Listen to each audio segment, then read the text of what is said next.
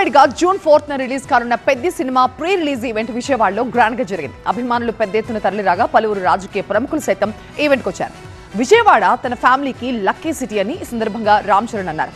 చనిపోయేంత వరకు అభిమానుల్ని ఎంటర్టైన్ చేస్తూనే ఉంటారన్నారు రామ్ చరణ్.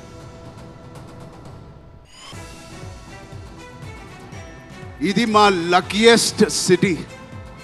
నాన్నగారికి కానీ మాకు ఖైదీ నెంబర్ 150 కూడా ఇక్కడే చేసాం, ఇంటర్ కూడా ఇక్కడ చేసాం.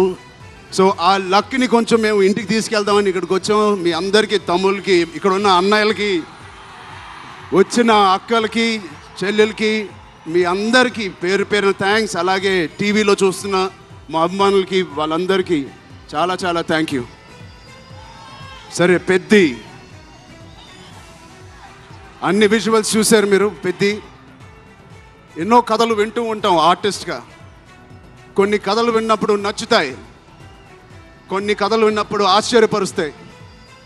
బట్ పెద్ది అనే కథ మాత్రం విన్నప్పుడు ఎక్కడో గుండెలో నా హృదయానికి చాలా దగ్గరగా హద్దుకుని ఉన్న ఒక కథ. ఇలాంటి కథ మా నాన్నగారు చెప్పినట్టు 10 సంవత్సరాలకు ఒకసారి వస్తుందేమో ఇలాంటి కథ. ఈ సినిమా జర్నీలో నాకు ఇలాంటి ఒక కథ ఇచ్చినందుకు ఇది నా లైఫ్ లాంగ్, నా సినిమా లైబ్రరీలో వన్ ఆఫ్ ద టాప్ ఫిల్మ్స్గా నిలిచిపోతుంది. ఇటు సినీ పరిశ్రమను ఏపీకి ఆహ్వానిస్తోంది అన్నారు మంత్రి కందుల దుర్గేష్. సినిమా పరిశ్రమ అభివృద్ధికి ప్రభుత్వం కట్టుబడి ఉందని చెప్పారు. ఏపీలో షూటింగ్లు జరపాల్సిందిగా ఇండస్ట్రీని ఆహ్వానించారు. ఆంధ్రాలో స్టూడియోలు, రికార్డింగ్ థియేటర్లు నిర్మించాలన్నారు. సింగిల్ విండో ద్వారా అనుమతులిచ్చేందుకు ప్రభుత్వం సిద్ధంగా ఉందన్నారు మంత్రి కందుల.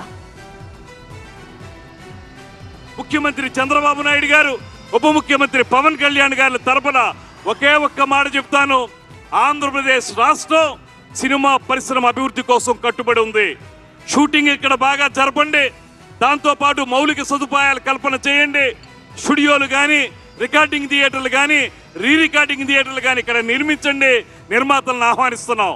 సింగిల్ విండో ద్వారా మీకు అవకాశం కల్పించడానికి మేము సదా సిద్ధంగా ఉంటాం.